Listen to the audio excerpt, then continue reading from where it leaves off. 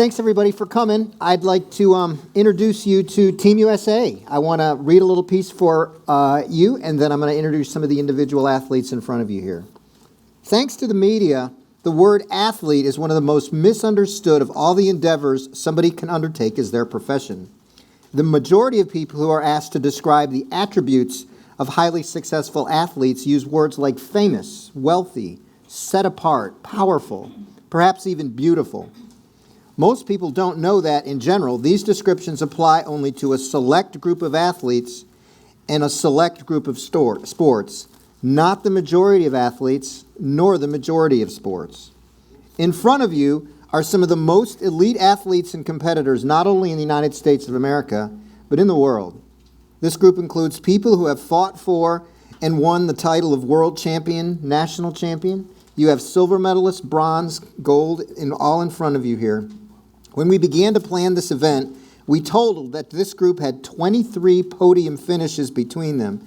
And if we have our way, that number will get bigger by the end of 2023. Yet, even the world champion in our sport does not earn enough money to pay mortgage, gas, and food. In fact, the world champion in most sports don't. These people are just like the world champions in badminton, bowling, rifle, shotgun, luge, and bobsled. Glory in our sport does not come from moments on the podium. It comes from the internal satisfaction that goes with doing a lot of hard work, knowing that only your personal savior and your Garmin watch know what you're doing. Each athlete in front of you is a runner. After all, it is perhaps the most natural athletic endeavor in the human life sequence. Who needs to tell a 2-year-old in a diaper that they need to run around the edge of the swimming pool as fast as they can? They just know to do it. And it's not a result of original sin. It's in fact how God made them. It's how he made you as well. Whether you choose to nurture that, though, is a secondary question we won't bring up. These athletes are all multi-sport athletes. They all swim, bike, run, and probably cross-train with weights, Pilates, yoga, pickleball, and who knows what else. Sure, some of them are marathoners, but all of them assume that in the middle of their event, they're going to change disciplines. I'm a duathlete. I start my event with a run, then I jump on a bicycle and go as hard as I can based on the terrain in front of me. Then I put my running shoes back on and do it all over again. Some up here are triathletes, and race day for them starts with a swim, followed by a bike, and then a run. An aqua biker swims in the water and then does a bike ride as hard as they can before their event is over. An aquathlete swims and then immediately puts on running shoes and goes as hard as they can until they hit the finish line. We are what we call the equivalent of housewives of sport. We have a huge list of to-do items and we just freaking do it. Sometimes we complain, other times we look at ourselves and consider ourselves to be epic. Each of us trains in our sport best based on conditions around us. Inclement weather doesn't mean we don't work out. It just means we work out indoors or we change things up. Most of us get up before the crack of dawn and do really hard efforts. Then we shower, eat a whole lot of food, and go to work. Everyone here is dual vocationed. In addition to the title of athlete, we are also financiers at banks, marketing directors, public service workers, photographers. We all eat a lot. Have I mentioned that yet? And when given a chance, we burn a lot of energy, preferably with equal amounts of zest. Today, we all come before you to say that our Savior is Jesus Christ, and his role in our training is inseparable from both who we are and whom we want to be. We offer our bodies as a living sacrifice, as he tells us to do, and he also reminds us that this is true worship. As you will hear, we do life together, we do sport together, and we share life events together. Let me introduce you quickly to everyone. This group is a bit humble, and they won't want me to spend very long on each of them. Alex Gaura, student at Arizona State, youth minister and triathlete and ultra runner. Mike Tkachuk, financier at Charlotte Water, podium finisher in all distances of duathlon at the national levels. Carolyn Hoover, world silver medalist twice, repeat national champion in multiple sports, and oh, by the way, she's Miss Delaware.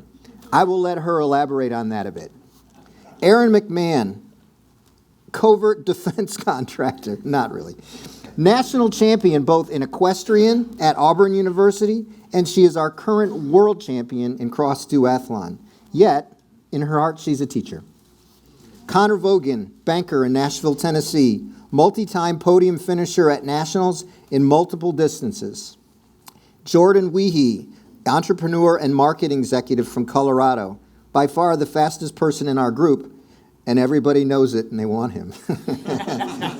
He's targeting a podium finish at the World Championships. For most of us, our next event is either the National Championships in Multisport in Dallas, Texas, or the World Championships in Ibiza, Spain. Please welcome Team USA.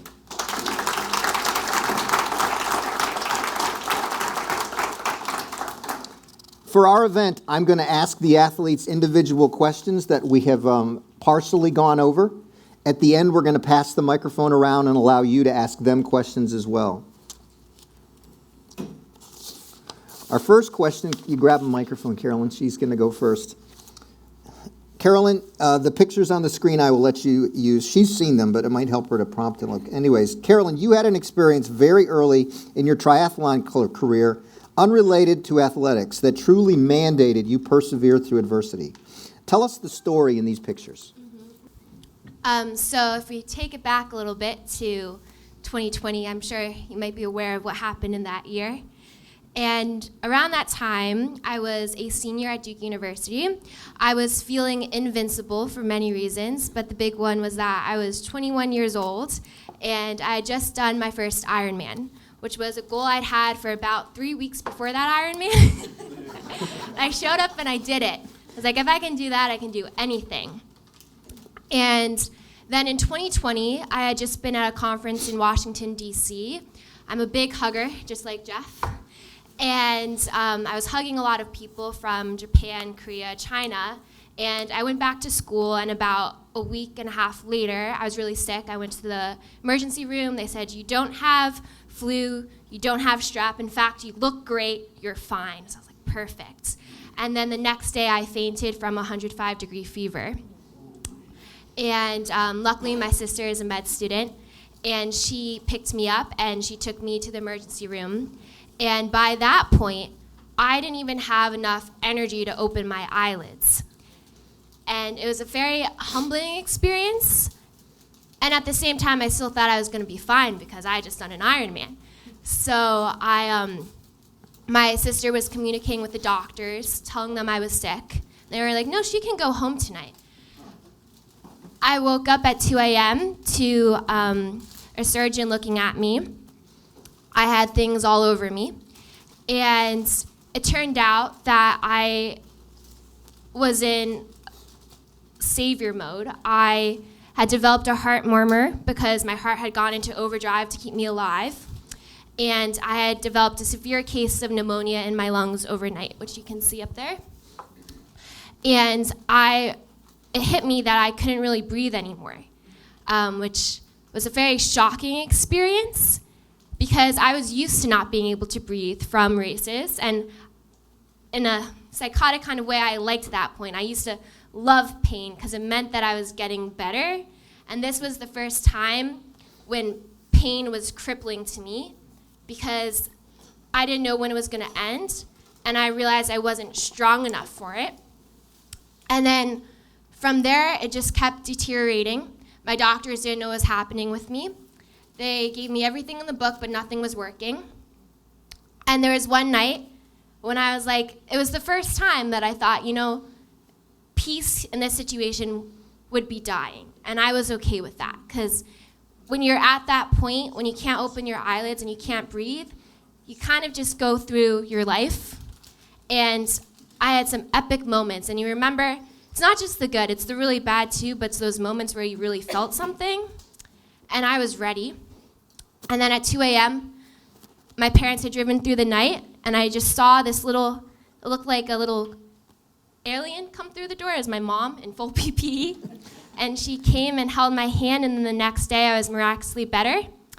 And I saw the sun coming through into my hospital room, and it was the first time that I just felt very at peace, because I knew if I had made it through that, then I was going to be okay. But it was very shocking to me because I realized it's at your strongest points where you're the most easily breakable, which was a concept I didn't believe because I had just done an Ironman.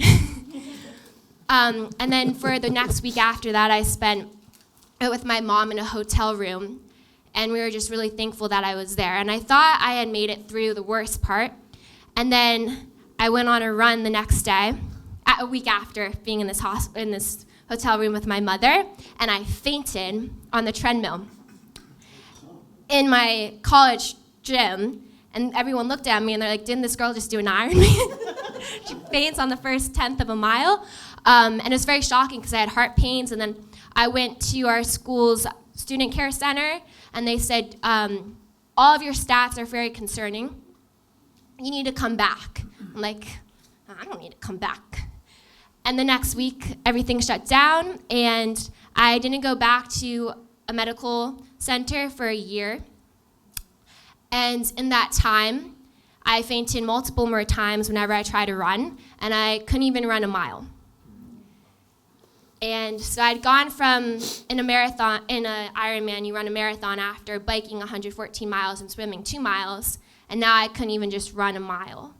And so all the things that I used to take for granted, like breathing, opening my eyelids, and running, all became my greatest gifts. And so I actually met Jeff at the first national championship that I was at when I got back. I was in terrible shape, but I said, if I sign up for all 3 events, then that will get me better than just doing one, because I'll probably be the worst at all of them, but I'll get better. And luckily for me, there was no one in my age group in most of them, so I got national champion. But since then, I still have to... Straight up truthful. I still have to monitor my heart rate. I still, to this day, 3 years later, I still have repercussions from that hospitalization. But I ran 8 marathons. I've gotten 2 silver medals at World Championships and multiple national championship titles. And so it's all of those moments. People think it's the medals that you appreciate. They think it's the whole race you appreciate. For me, it's each mile, because it's something that a few years ago I couldn't do. Thank you. Alex Gaura, you have a unique combination of elements that brought you here today, considering you were in Arizona the night before last. Walk us through your life and how you fit together education, ministry, and sport at the same time. Yeah, so my life has 3 kind of distinct areas. Growing up, distinct areas. For me, that was my education, my career, and my sport, where all of those were things that were given to me, like a motivation, I guess, given to me on why I should do it. And for me, the ultimate motivator was for myself. Thinking about educating myself so it can lead to a good career. Thinking about doing athletics so that way I can win events, that I can do well, that it's about what I can get out of it. And when I went to college, that kind of motivation was there, part of just by the proximity. I was on the other side of the country. And for me, when that was gone, I didn't really see much of that motivation to keep going, to keep excelling like I had done. And in my past, my most successful moments, my proudest memories, were always when I was doing things for the sake of others. And I can tell more stories on those later. But I never really got that. Like, I looking back now, I see that, but then I didn't really realize that. So in college, just trying to focus on myself, doing athletics for myself, my education for myself, didn't really inspire me to greatness. It inspired me to good enough. Again, another long story that's not for today, I'd love to share later, but really, for me in college, getting to take my faith seriously really changed everything for me, in terms of my life, in terms of what I do. And one of the biggest things that changed there was not just having these individual moments where I would care for other people, or individual events where I would be doing it for the purpose of others, but instead directing my entire life for the purpose of serving and connecting with others. And the way that really showed up big for the first time in my life was with a friend of mine named Kai. He's a student I met last semester, and he's a student from out of state, didn't really get connected well talked a little bit about his athletics. And athletics was something I had just recently returned to because God put it on my heart that I had been given these gifts and I had kind of walked away from them because I was just using them selfishly. And I was given a vision to say, hey, go back into this. You don't know who you can benefit through these gifts that I had been given. So I invited Kai to go running with me. Something as simple as that, whereas a year before, 2 years before, I didn't really do running anymore, wouldn't have really connected with him at all in that way. And because of that gift that I had been given, that I was using for other people, I invited Kai to go running with me. I got to share some of my story of faith with him. I got to hear his story. And because of that interaction, I got a chance to share the gospel with Kai and change his life forever. And that's the moment for me when I realized that these areas of my life don't need to be separated. They don't need to be kept for myself. And when I put all of them together for the sake of serving others and caring for others in all things, that's what I was made to do. And just the ability to turn from that state of just living for myself and now living for others, the motivation is always there. And that's a huge driver now in my life. Cool. You know, I feel like I should give you guys a chance to pause and clap for each of these efforts because they're pretty epic, but we got so many stories.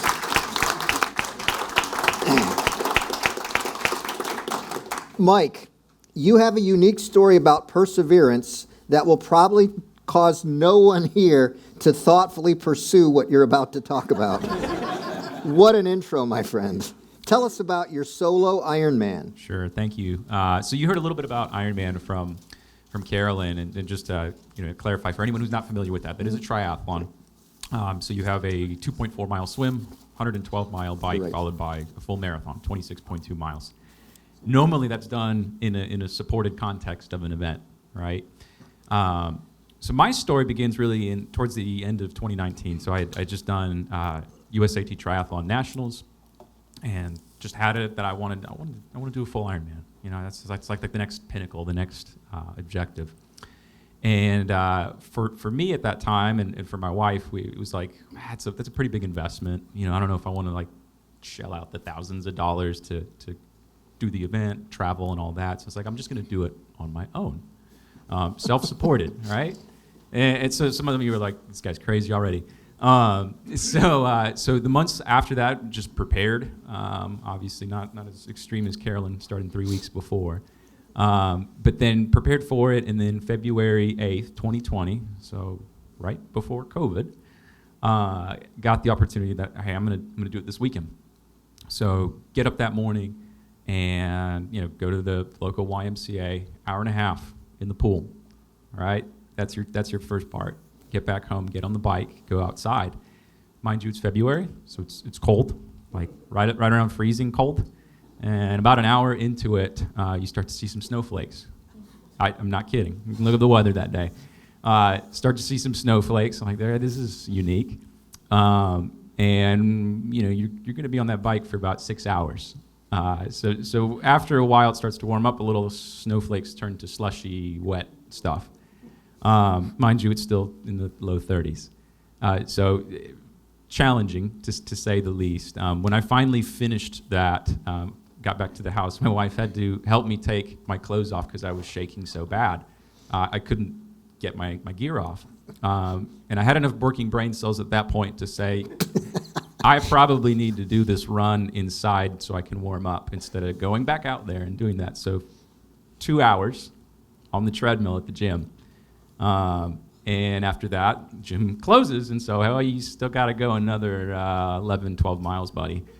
So I go back outside, and it's dark, right? So it's probably around 6, 7 o'clock at night now. It's dark. I'm the only one out there. It's wet, nasty. I'm running out there. I'm in the last probably mile or two, and I'm in the neighborhood doing loops. I'm like, all right, something goes wrong now. At least I'm in the neighborhood. But the agreement that I had with my wife is, right, when I get home, I just want to have pizza. I want a hot pizza waiting for me. And what do you know? I get to see that pizza truck pull out into the neighborhood as I'm finishing this thing up, and I'm like, all right, that's the best motivation I could have, knowing that I can almost touch it. So nevertheless, you finish that up, reach the house, wife greets me, hey, proud of you kind of a thing, everything you asked for right here, right? But kind of I think this great paradox in that moment that I realized and reflect on is when people do those big events, they're big productions, right? You cross a finish line, there's hundreds of people clapping for you, there's an announcer who's like, hey, Michael Tkachuk, congratulations, you're an Iron Man, or whatever the case is. So there's a lot of fanfare and pomp and circumstance, and there's recognition and glory with it. And I knew I was not getting any of that when I was going to do it myself, but I had it on my heart that this is what I wanted to do, and this is what I wanted to push myself towards.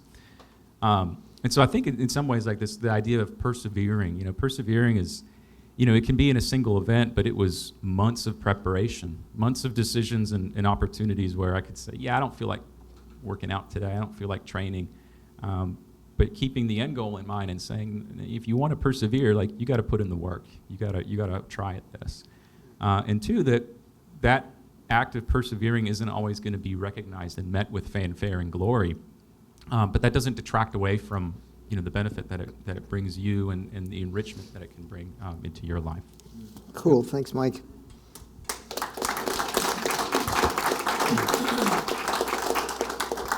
Jordan, you said earlier in the video that went out to some of these people that nothing is ever as bad as it seems, nor is it as good as it seems. Looking at photos behind you there and all that went with it, follow up with us on that. So just 2 months after the photo on the right, I found myself in the middle of an The other MRI right. machine. The other right. This one.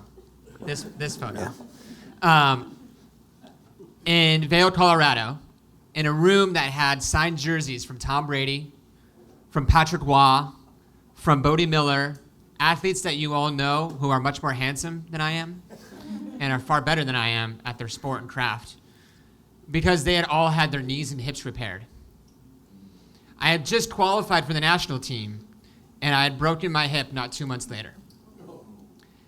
I'm in the room with these world-renowned surgeons, and they said, Jordan, you're 30 years old. You're never going to walk again. We're going to have surgery, say goodbye to any running or cycling career you have. No more skiing. To a Coloradan, that's a dagger in the heart. Yes, Alex, it's true. And I thought, oh my goodness, what has life become? That there has to be a better way. I'm 30 years old. There's no way that I'm going to want to relearn how to walk as a 30-year-old.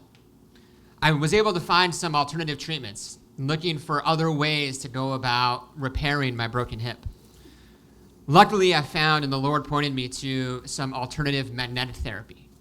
And just 6 months later, in the other picture, I finished at the World Championships wearing a Team USA kit along with some of the people here on this panel.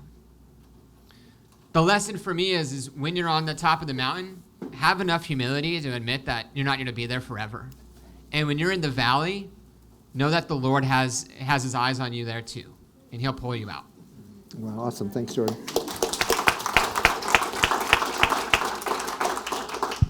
Connor, yours is for certain the most heartfelt for me.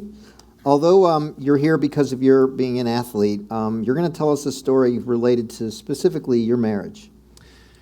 Yeah, I got married in July of 2019, and my wife is not a U.S. citizen. She's from the Dominican Republic. And a lot of people think when you marry a foreigner, they just automatically get citizenship. And what I had to explain to a lot of people is, no, there's a full green card process. It's very expensive. There's a lot of paperwork. So about a month after we got married, we submitted all of her paperwork. And it typically takes about 6 to 10 months. So August of 2019, everything gets submitted, and we're like, all right, we got this. 6 to 10 months, we'll do basically our first year married apart. But we know there's an end date. We know this process works quickly, so we can do it. And if you're thinking about that timeline, you're probably like, COVID's right around the corner. And in March 2020, the only thing we had left was her green card visa interview at the U.S. Embassy in the Dominican Republic. And I had just gotten back from visiting her for the last time before she was going to have her interview. We were so excited, and the world shut down 2 days after I got back to the U.S. And we went from being so ready to start our new lives together. I had moved to Charlotte during that season of being married apart, and just with all this excitement to finally be together, and we went to the very opposite end of that spectrum of I have no idea when I'm going to see you again. And it took another year and a half after that for her process to finally finish. So we did our first 2 years of marriage apart, and it was very, very challenging because, especially having just moved to Charlotte, I was so alone in that season of my life.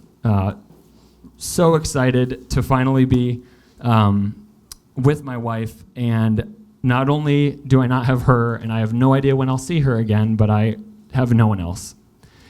And it was exactly in that season that I met most of the people here at this table. And so for me, the lesson of perseverance that God put in my life is, or that God taught me, is that He will put people in your life to get you through it. But we are not meant to get through seasons of hardship and loneliness alone. We are communal creatures. God loves us in community, and I'm so grateful that He put these amazing people in my life to help me persevere. Wow.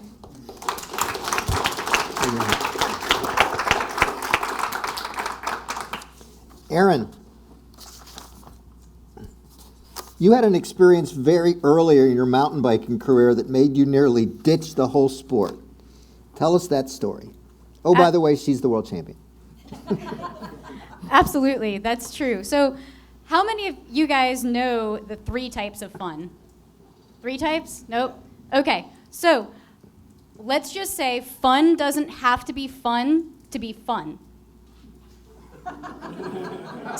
Snake Creek Gap, which is a mountain bike race in Dalton, Georgia, is the definition of type 3 fun.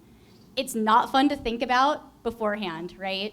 You're dreading that you've signed up for this thing. Why would I do this to myself? It's not fun while you're doing it at all.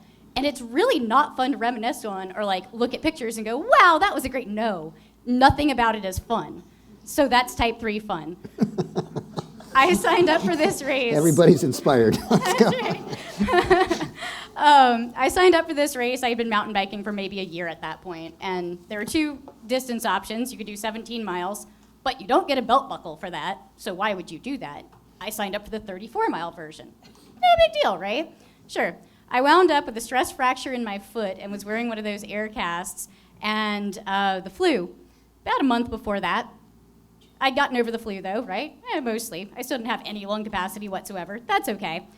I show up to packet pickup with the air cast on my foot, and they're like, oh, cool, you're picking up for somebody. Who? I was like, yeah, me. They looked at me, well, you're a special kind of crazy. It's true. So I start out, but I'd gotten permission from my doctor, right? Can I still ride my bike? Oh, yeah, of course you can still ride your bike. That shouldn't hurt your foot. It's one of the hardest races in the Southeast, you guys, all right? I'm walking my bike as much as I'm riding my bike. It's probably not the best thing for my foot. It's fine.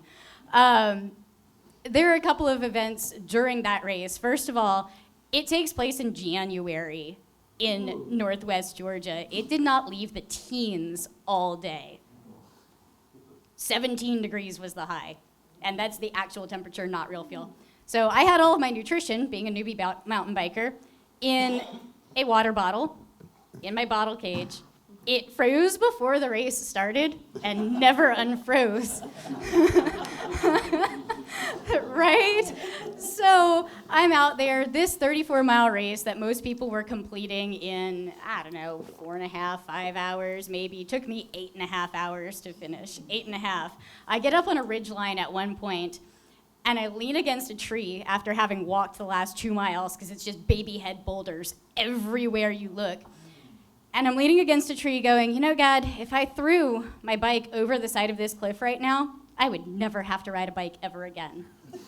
That'd be it. I'd be done. I would never have to do this sport ever again. And then a voice of reason / the voice of God tells me, yeah, but you still got to get off this mountain somehow. No one's coming for you. They've shut down the finish line by now, surely, right? They mostly had by the time I got back. Somebody had saved me a beer. It was the saving grace. So with that in mind, I get back on my bike, and right towards the end of this last bit of 34 miles, you reach a cell tower. And after that cell tower, it is a straight road descent. You're back on a road, and then you just ride back into the finish line area. I got to that cell tower and just started crying. Like, oh, I'm almost there. The end is in sight. I finished. Sure enough, they had mostly packed up the finish area. There's not that big crowd waiting for you, even if you're finishing a race that late after everybody else has finished. I guarantee it. But you're done, and you don't want to talk about it. You really don't. It's not fun. But here I am telling you about it, and I'm laughing about it, right? Because special kind of crazy. And so you go back out, and I've signed up for it multiple times since then. Why do you do that? Because after you've finished something like that, anything else you do for the rest of the year, you've already done the hardest thing you will do all year that season in January. So at that point, sure, why not? You know, I can do the stupid hard thing and have no fun doing any of it. And from there on out, anything else I do is just fun, right? Actual fun, type 1 fun. The kind that's like eating cake or ice cream kind of fun, right? So that's my story. Yeah, you go from wanting to never ride a bike again to realizing, okay, but if I could survive that, I can survive any of these other races, and that's kind of what you end up doing. Jordan laughs about how hard the mountain biking was in Romania. So hard. And I'm like, no, that was fun. That was actually fun. You don't understand. So that's you, my Erin. story.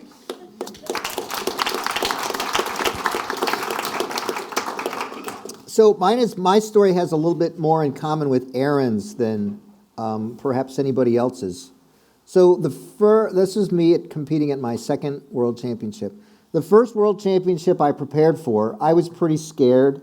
I certainly wasn't as fast as the best athletes from other countries. And I had a neuroma in my foot, which means I couldn't run as hard as I needed to. I knew the pace I needed to run, and I was a minute per mile below that. So there were 68 people in my category at the race start, and of course we're in Spain.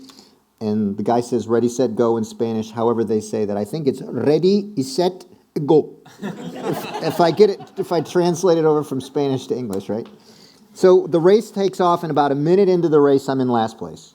So there's 68 out of 68. I turn around, and behind me is the motorcycle with the videographer and the race officials saying, come on. He doesn't say anything. But I realized that that's it.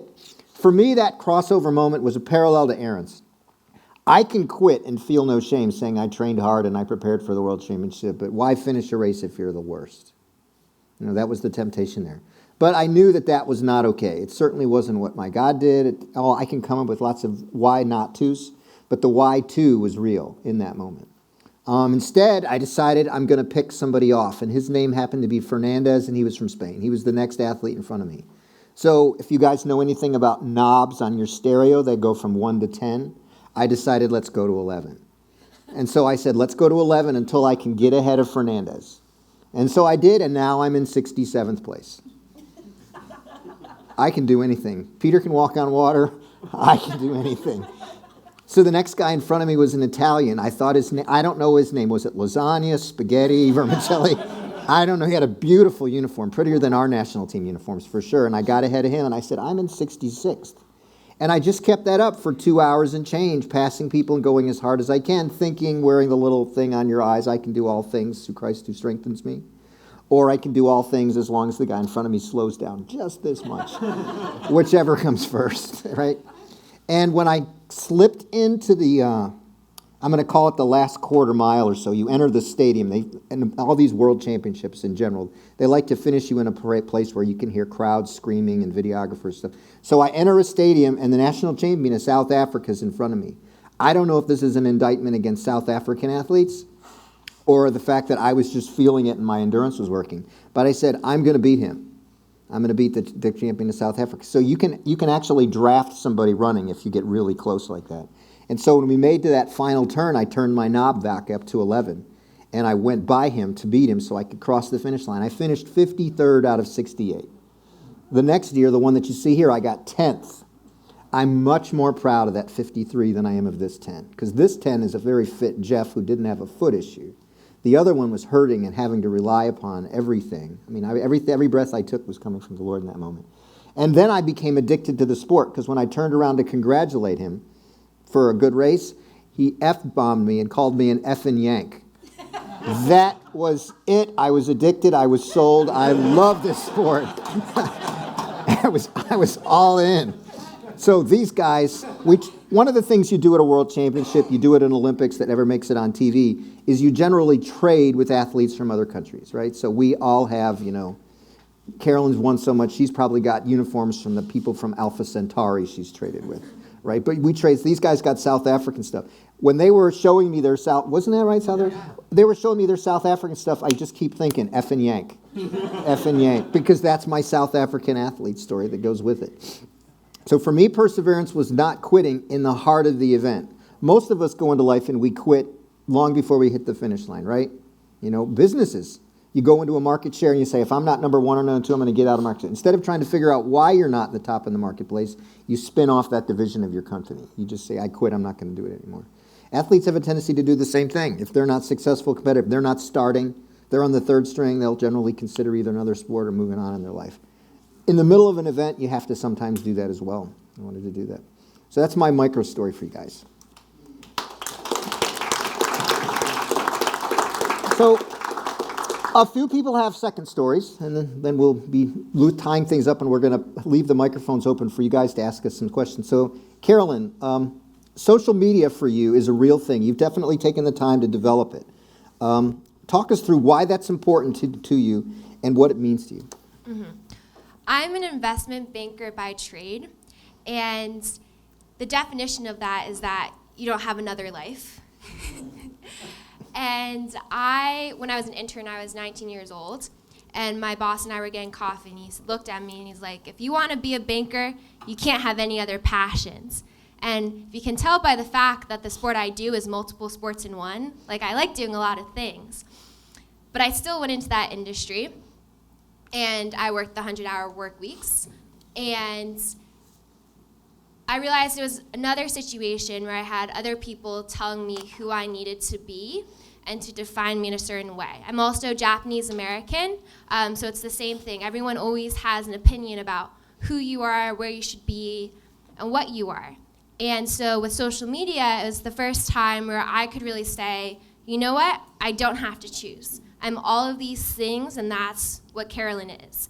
So what's really special to me is that on social media, you can build your personal brand, and you can also make a living off of being yourself, which is something that I find very empowering, and so that's what I do now.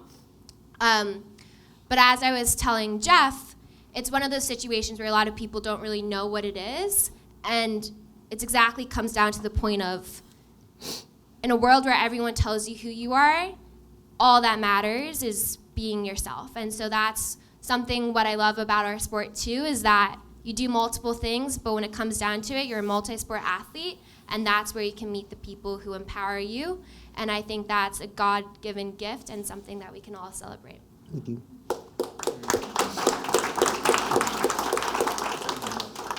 So this is rad. This is a spontaneous one, and it just came to us last night. So Alex, tell everybody what you've done this last month. Yeah, so definitely tied into kind of the back end of that story where I had this moment where I realized this is what I wanted to do. What that looked like for me is using my gifts that I had growing up and just like I said, using them for other people. So I've since, out at Arizona State, I've joined the triathlon team out there with not the purpose of necessarily being the best athlete on the team. There's crazy gifted people out there, and I'm not one of them.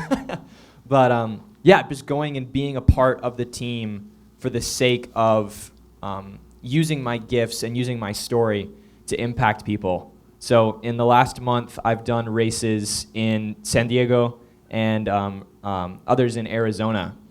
But all through the midst of that, I am in my last semester of engineering writing my thesis. And those are not usually things that you can take too much time away from right at the end. Oh, by the way, in the middle of that, I took an entire week off leading a team of missionaries up to University of Las Vegas to reach college students.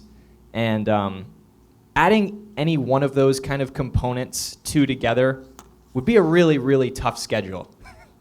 And I've been through all three of those in the last month. And there's been sleep that's been sacrificed, I'll say that. But the ability to, just like I said before, just being able to do things for the sake of other people just continues to shine through in my life. Being able to equip some of my teammates up at University of Las Vegas to just go and reach college students, encouraging my teammates mid-race, talking to my teammates about their story, about my story in car rides, sharing with people and even connecting with people in my lab, in my classes, because of all the shared struggles that we all go through. Just the overwhelming thing that's connecting all three of those fields for me just is my focus on Christ and on sharing the gospel with other people. And through all of that stuff, I'm not saying that, I did all of these things because of how strong I am. I'm saying I did all of these things because I know the reason why I'm doing it. And that's just continued to shine through in my life and what I want to continue to keep doing moving forward, just persevering, just for the sake of how I can serve other people. Yeah, Excellent. had a busy month. Now I'm here. And oh, by the way, you're on the East Coast for 48 hours, but that didn't get... Mike, Matthew 6:33 is your formula to how to deal with the fact that you're an executive at Charlotte Water and you're an athlete and you're a married guy. Walk us through that whole thing to you. Yeah, so I think to kind of pivot a little bit on that question, to me it really comes down to priorities. You know, we make time for the things that we see as priorities in life. And I bring up this verse, Matthew 6:33, that is, seek first the kingdom of God, and all else will be added. All else will be taken care of. And so that, first and foremost, priority number one, right? Your relationship with God, your time with God, that vertical relationship has to be first. Stepping off of that, then you have your relationships with others, right? Spouse, friends, family, whatever the case may be, in your circumstance. Getting that second, then going into things like maybe your vocation, right? How do you make a living? How do you sustain yourself and whatnot? And then we finally get into that realm of what are my hobbies? What are the things that I chase kind of in that tier of my life? And that's really where, for me, that's where the whole athletics lives, right? So it's a little bit down the list. And so what that does in particular is it creates clarity of purpose, right? Creates focus. Like, I know what I need to make time for, and I know the order I'm going to do it, and what I have left, it's precious. That time is precious. There's only 24 hours, and I need to choose how I'm divvying that up. So practically speaking, how does that look like? Typically, probably Monday through Friday, it's getting up early, right? Before the sun's up. Jeff, you brought that up in the intro. Getting a workout in, right? Then going off to work from there. After I'm done with that, it's usually a second workout in the afternoon. One thing I'm tremendously blessed with is a wife who also enjoys doing a lot of these things as well. So we actually share in that passion. So she's getting off of work and I'm getting off of work, and we're both able to do something like that together, right? And share in that joy. And then, as the evening's winding down, we do share a meal with each other every night. Invest in each other, invest in our relationship, conversation, perhaps doing a couple's devotional or study together. And then also, finding time to, invest in my own personal spiritual time, whether it's in prayer, whether it's, again, just in the Word or whatnot.